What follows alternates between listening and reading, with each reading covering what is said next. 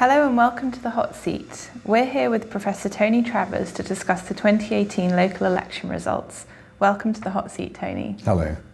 Much of the focus in these elections was on the contest between Conservatives and Labour. Who will be happiest with their performance? I think without doubt that of the two biggest parties, the Conservatives will be happiest. And the reason for that is that, the Conservatives have been in power either in the coalition or on their own or as a minority now since 2010, and Labour's been out of power since then. So 8 years into controlled by one major party at the national level, with the other out of power, you'd have expected the opposition party to be doing rather better than these results. Now, Labour did win some seats net, but I think against expectations and after this period in power, the Conservatives will feel they've got away with it, whereas Labour privately probably think they should be doing better. Looking at the other parties, the Liberal Democrats made relatively significant gains and the Green Party also gained some seats, whilst UKIP lost almost all of their seats. What does this tell us about the wider political mood? Well, there's no doubt the Liberal Democrats did well in London. They gained control of two boroughs, both of Kingston and Richmond, which had looked highly marginal and could easily have stayed with the Conservatives. So that was good for them. And I think that, and building on their number of seats nationally, they gained seats, they will see as a step forward, but it's a small step forward compared with the way they used to be before they went into the coalition back in 2010. The Liberal Democrats could often score 25 or more % in local elections in the national equivalent vote.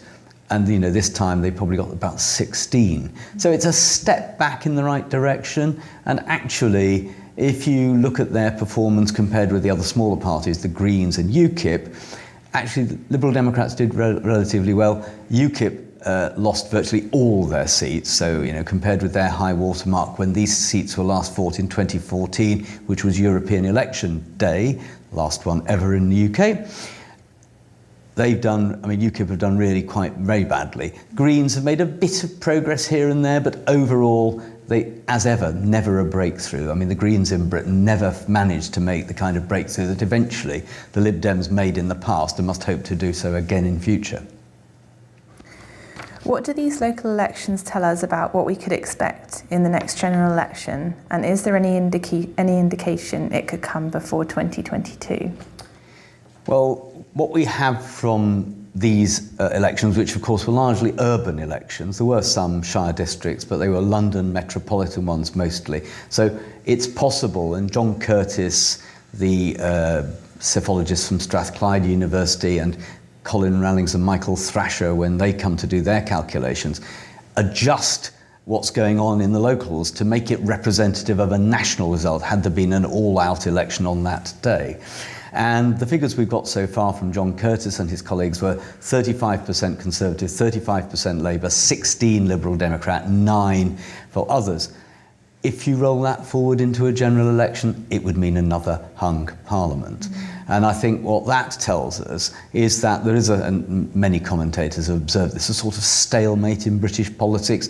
Both the major parties involved in versions of a civil war, the electorate still voting for these two big parties, but probably not for the traditional tribal reasons. So there's other reasons why they're doing it, a sort of least worst vote that people are expressing views through these major parties. What does this tell us? I don't think it hints at a general election immediately, unless something so unstable inside the Conservative Party accidentally triggered one. Other than that, it still looks as if a 2021 or more likely 2022 election is the best bet as of today. So what do we know about the leadership of the main parties and how is that likely to change in the run-up to the next general election? The local elections probably helped secure Theresa May's position a little bit. If the Conservatives had done really, really badly, then she might have come under earlier pressure to move. But she didn't. She did reasonably well, and in that sense, I think her position is slightly helped. Now, as we move forward, of course, once the early stages of the Brexit process are concluded, or at least we've left the EU, assuming we do at the end of March next year, then I think the choice facing the Conservatives is, do we want to run on with Theresa May into a 21 or 2022 general election, or come up with a new leader? And the Conservative Party has been remarkably adept over time at changing leader, moving on, and signalling that it's somehow a newish, renewed party to go on to win again. Labour, of course, faces the challenge that the bulk of its MPs, whatever they say publicly, and often not so publicly, or privately, definitely, is that many of them are not supporters of Jeremy Corbyn. So Jeremy Corbyn, and I think, and his leadership colleagues want to keep Corbyn, or somebody like Jeremy Corbyn, as leader right the way through to the next election to control more of the Labour machine. Whereas, of course, generally political parties and certain most MPs in the Labour Party want to win the next election. Remember, if Labour doesn't win a 2022 general election and that Parliament ran to 2027, Labour would be out of power for 17 years again. So there's a big pressure on the Labour Party to come up with a leader of some kind before the next election who can appeal to middle ground voters to give them a better chance of winning at that next election, particularly if the Conservatives find a way of coming up with a new leader. As far as the Lib Dems are concerned, I mean, Vince Cable, if the Lib Dems had done badly at the local elections, Vince Cable would have been under pressure, but I think they've done just well enough to keep Vince Cable as leader for a while. Question, of course, what will happen at the locals next year and in by-elections when they come up, because that's what is the meat and drink of the Liberal Democrats as they try to build up their strength again. So I think there will be leadership pressures on certainly the Conservatives and Labour, but for the time being, I think for the next year, probably it'll stay with the same leaders. Were voters driven more by local or national issues in the local elections? And is the relatively low turnout compared to the last general election a concern? Let's begin with the turnout. In many places, the turnout looks as if it was definitely higher than when these elections were last fought in 2014. So I think overall the turnout may be higher, perhaps even approaching 40%. Of course, that is 30 percentage points lower than at the general elections normally, partly a reflection of the fact that national government in Britain, which is a centralised country, has rather more power, a lot more power than local government. But in that sense, turnout is not too bad by local election standards.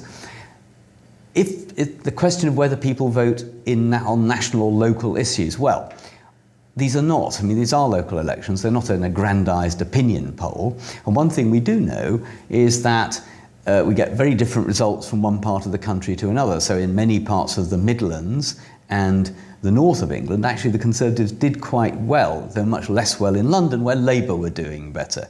That might, of course, simply be a reflection of sort of some Brexit overhang, which would be a national issue.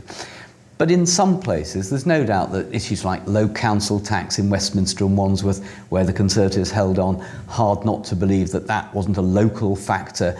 And people do make judgments about whether the streets are clean, social care is well run, schools even still partly local government, whether they're still well run. So I think there is a mixture here of really local things, which is what it should be, they're local elections, but inevitably with this overhang from issues like Brexit, austerity, the Windrush debacle inside national government, and Labour's struggle with anti-Semitism. I mean, all of these issues will have played a role, which might even have been different from place to place.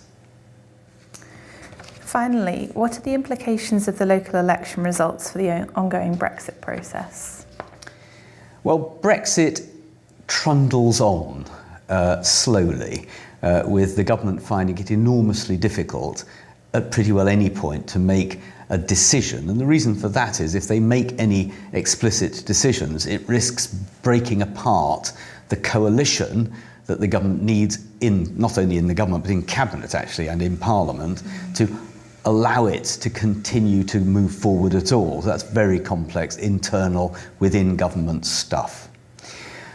The local elections, which, as I say, are broadly a sort of stalemate, don't signal, on the one hand, that the public's radically fed up with the Conservatives in government, with their particular version of Brexit, though not much has yet been decided, of course, but nor does it suggest that there's a radical desire for any particularly dramatic change. So as with all these sort of things, unless there's a big shift in public opinion, what you have to interpret it is, I think, as a signal to national politics, that is the local election results are a signal, that the electorate remains cautious, that it isn't signalling something very radical.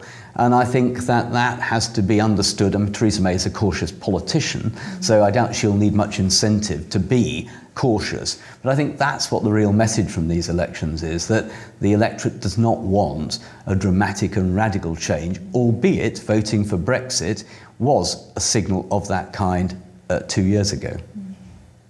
Thanks for joining us, Tony. Thank you.